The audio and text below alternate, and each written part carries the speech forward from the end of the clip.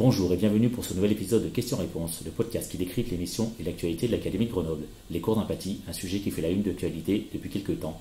On a donc décidé d'en apprendre un peu plus sur cette notion avec notre invité du jour, Vincent Hermu, conseiller technique premier degré au sein de l'Académie de Grenoble et surtout référent académique dans ce domaine.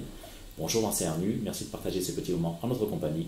Pour débuter, pouvez-vous nous rappeler ce qu'est l'empathie et ou la communication empathique? Bonjour. Alors la généralisation des cours d'empathie à l'école à partir de la rentrée 2024 s'inscrit dans une dynamique globale de politique sociale et de santé. Celle-ci s'est notamment formalisée à travers d'une instruction interministérielle en août 2022 pour penser une stratégie coordonnée de développement de ces compétences. À l'école, former les élèves à l'empathie vise à améliorer la qualité des relations entre les élèves et à favoriser l'acquisition d'un ensemble de compétences indispensables au vivre ensemble, à l'estime de soi et au respect de l'autre. Il s'agit dans cette stratégie de permettre aux générations d'aujourd'hui et de demain de développer leur capacité à faire des choix éclairés et raisonnés, leur aptitude à vivre ensemble et à mieux gérer leur stress et réguler leurs émotions en renforçant les compétences psychosociales, dont l'empathie. Les actions de promotion de la santé auprès des élèves font partie des missions de l'éducation nationale, comme stipulé dans le Code de l'éducation. La politique éducative, sociale et de santé en faveur des élèves vise à réduire les inégalités sociales d'éducation et de santé pour permettre la réussite de tous et promouvoir une école plus juste et plus équitable. L'école peut jouer un rôle important quant au déploiement d'une approche positive et intégrée de promotion de la santé et du bien-être des enfants et des adolescents. Des élèves en bonne santé sont dans de meilleures conditions d'apprentissage et des élèves qui se sentent en réussite auront un sentiment de bien-être et une capacité d'agir lui-même favorable à une bonne santé. Pouvez-vous nous dire, monsieur Hermu, quels sont les enjeux des cours d'empathie? Alors les enjeux de ces cours d'empathie, c'est bien de développer ces compétences psychosociales. Ces compétences psychosociales, elles interviennent à un niveau intrapersonnel et à un niveau interpersonnel. Santé publique France a publié un référentiel en 2022 dont chacun peut se saisir. Leur développement constitue un levier majeur pour répondre aux défis auxquels l'école est confrontée, en ce qu'il constitue au développement d'attitudes positives envers l'école et à l'amélioration de la réussite scolaire et du climat de classe, ainsi qu'à l'épanouissement des élèves. Des études présentent les effets positifs des programmes de développement des compétences psychosociales en milieu scolaire. Hors du champ strictement disciplinaire, ces compétences transversales agissent sur la qualité du vivre ensemble et permettent entre autres de lutter contre les situations de violence et de harcèlement scolaire. Elles concernent tous les membres de la communauté éducative et la formation de tous est un des éléments déterminants du climat positif dans les établissements scolaires. En France actuellement, plusieurs politiques publiques mentionnent les compétences psychosociales, notamment pour l'éducation nationale, dans le cadre du parcours éducatif et de la démarche école promotrice de santé. Compétences psychosociales ou soft skills, comportements altruistes ou prosociaux, est-ce que ça, monsieur Hermu, ça résume un peu tout ce qui est lié à l'empathie? Est-ce que vous pouvez nous éclairer sur ces notions? Alors, ces concepts sont effectivement très liés, parfois confondus. L'empathie et les comportements prosociaux sont deux concepts liés, mais ils diffèrent dans leur nature et dans leur implication. L'empathie désigne la capacité de comprendre et de ressentir les émotions et les expériences d'autrui. C'est la capacité de se mettre à la place de quelqu'un d'autre, de partager ses sentiments. Elle peut être mesurée à la fois comme un trait de personnalité et comme une expérience affective face à l'émotion d'une autre personne. Elle peut être considérée comme une forme de compréhension profonde des autres, mais elle ne nécessite pas forcément d'agir en conséquence. Alors que les comportements prosociaux, eux, sont des actions positives et bénéfiques envers autrui. Ils incluent des gestes tels que le partage, l'aide, le réconfort, la protection, la défense de l'autre. Contrairement à l'empathie, les comportements prosociaux sont observables et impliquent une action concrète. Donc, vous percevez bien les différences entre ces deux éléments. Les compétences psychosociales, elles recoupent ces deux dimensions, car elles visent des dimensions à la fois intrapersonnelles et interpersonnelles. Les compétences psychosociales peuvent être définies comme des capacités qui améliorent les relations à soi et aux autres, et qui sont de nature sociale, émotionnelle ou cognitive. Elles sont essentielles pour faire face aux défis de la vie quotidienne et favoriser le bien-être mental, physique et social. Les compétences psychosociales sont un ensemble de ces trois dimensions de compétences. Elles prennent de plus en plus d'importance dans la sphère éducative et dans le contexte sociétal et montrent à quel point il est indispensable d'outiller les élèves d'aujourd'hui et les futurs adultes dans ce domaine de compétences. Il existe dans les programmes des différentes disciplines de manière transversale et dans les différentes dimensions du socle, déjà dans le socle écrit en 2005. Dans ce premier socle, 2 compétences intitulées compétences sociales et civiques et autonomie initiative relevaient déjà de ce champ de compétences. Aujourd'hui, la mise en œuvre et la généralisation des cours d'empathie à la rentrée prochaine renvoie à une volonté d'enseigner explicitement ces compétences qui sont essentielles pour les élèves et les adultes de demain. Donc essentiel, il faut forcément les développer et les favoriser chez nos élèves. Oui, tout à fait. Au-delà des cours d'empathie à l'école primaire, l'enjeu est bien de renforcer la formation des élèves aux compétences psychosociales, dont la recherche atteste les effets bénéfiques, notamment sur la réduction des addictions, des phénomènes de violence, l'amélioration de la santé, du bien-être et de la réussite scolaire, le renforcement des relations à soi et aux autres. Elles permettent également de favoriser la prise en compte des émotions en lien avec les apprentissages, le développement de l'estime de soi, de la confiance en soi, qui sont des éléments qui participent pleinement à la réussite du parcours scolaire des élèves. Le champ de la recherche, et notamment des méta-analyses assez récentes, ont synthétisé les résultats en comparant les effets d'intervention de développement des compétences psychosociales sur des groupes expérimentaux et des groupes contrôle.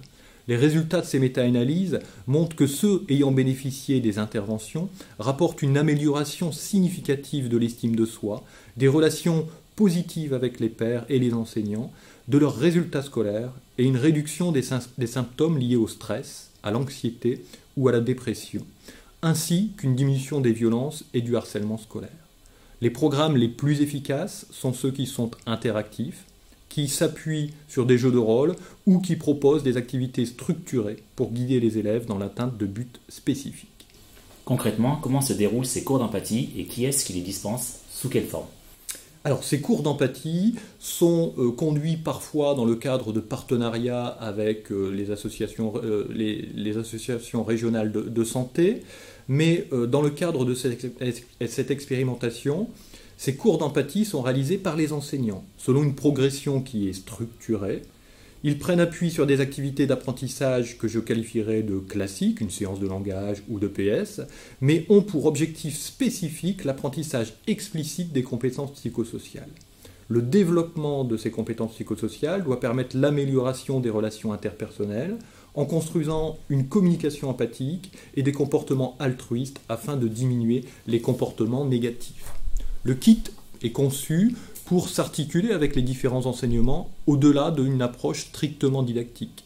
Il s'agit d'intégrer ces contenus d'enseignement liés aux différentes dimensions sociales, émotionnelles et cognitives et de permettre aux élèves de développer des aptitudes au travers d'expériences en lien avec leur vécu scolaire notamment.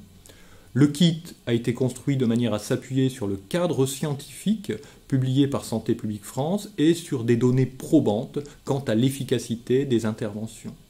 Il s'agit d'un apprentissage expérientiel, d'un apprentissage explicite, structuré, progressif, mis en œuvre au travers de pédagogie active. Vous parliez d'un kit pédagogique à l'instant, comment se matérialise-t-il ? Alors, le kit pédagogique prend appui sur les grands principes que j'ai cités précédemment. Il propose donc une progression structurée, se décline en fonction des différents cycles et les enseignants peuvent prendre connaissance de séances et d'activités à conduire de manière progressive en fonction de leur cycle d'enseignement. Et elle permet à chaque enseignant, à chaque professeur, de l'adapter à son contexte d'enseignement et aux besoins des élèves. Le kit propose de mettre en œuvre des activités expérientielles qui permettent de construire les apprentissages sur la base d'expériences ou d'observations, mais aussi un enseignement explicite qui permet aux élèves d'identifier clairement quel est l'objectif visé et quelle est la méthode d'apprentissage. Le premier kit qui a été publié par le ministère a été publié en janvier 2024. Il était composé d'une 30aine de fiches pour chaque cycle de l'école primaire.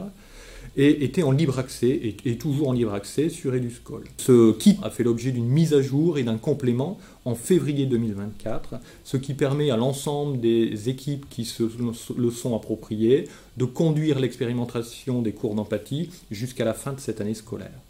Les objectifs renvoient explicitement à des compétences sociales, émotionnelles et cognitives. Les premiers objectifs du parcours proposé sont, par exemple, d'accroître la compréhension de soi, de s'auto-évaluer positivement, d'accroître sa compréhension et sa connaissance des émotions, de communiquer de façon constructive et empathique. Le reste du kit permettra de prolonger les expériences autour de la connaissance de ses buts personnels, du renforcement de l'attention, de l'identification des émotions, de la régulation de celle-ci ainsi que de son stress, ou alors d'autres entrées comme le développement des liens sociaux et d'attitudes et de comportements altruistes ou prosociaux. Monsieur Hernu, qui dit expérimentation, dit aussi évaluation. Est-ce bien prévu au programme et si oui, sous quelle forme? Oui, tout à fait. Donc un dispositif d'évaluation à partir d'observables quantitatifs et qualitatifs a été défini par le bureau des écoles de la DGESCO en charge du suivi de l'expérimentation. Chaque académie réalisera une synthèse à partir des éléments communiqués par les écoles et les inspecteurs engagés dans le suivi de l'expérimentation pour les premières semaines du mois de juin, afin de nourrir la réflexion à l'échelle nationale quant aux évolutions nécessaires des outils qui seront mis à disposition à la rentrée prochaine en vue de la généralisation de ces cours dans l'ensemble des écoles du territoire. Est-ce qu'on a une idée du nombre d'écoles engagées dans l'Académie de Grenoble?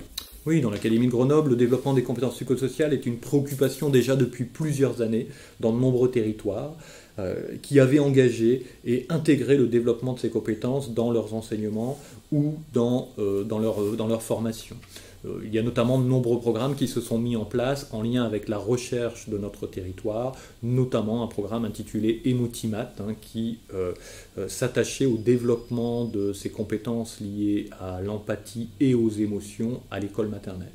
Dans le cadre de l'expérimentation dont nous parlons aujourd'hui, 144 écoles de l'Académie avaient répondu à l'appel à projet de la DGESCO et s'étaient engagées dans cette dynamique et cette expérimentation.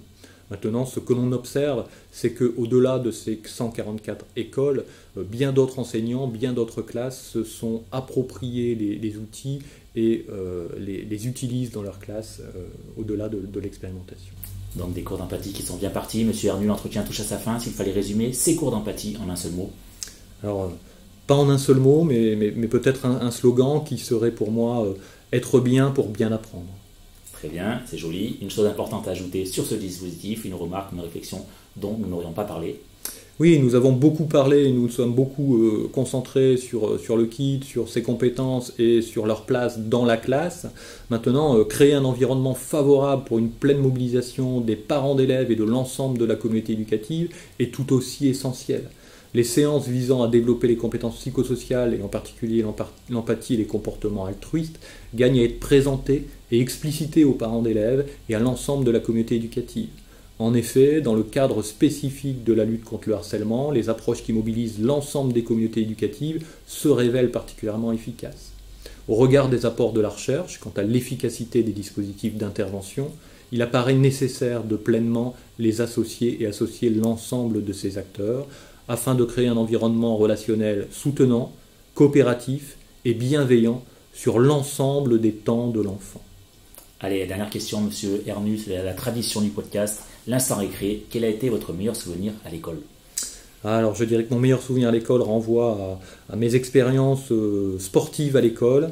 Et pour faire le lien avec ce podcast, voilà, il me semble que la pratique des activités physiques et son environnement est quelque chose de tout à fait propice à l'apprentissage et à l'exercice de ces compétences en vrai. Ce sera le mot de la fin. Merci Monsieur Hernu d'avoir pris le temps de répondre à nos questions. Les cours d'empathie n'ont désormais plus aucun secret pour nous. Vous pouvez retrouver cet échange sur notre chaîne YouTube. Abonnez-vous pour ne pas rater les épisodes suivants. YouTube, Instagram, LinkedIn, Twitter. Rendez-vous très bientôt pour un prochain épisode de Questions-Réponses, le podcast de l'Académie de Grenoble.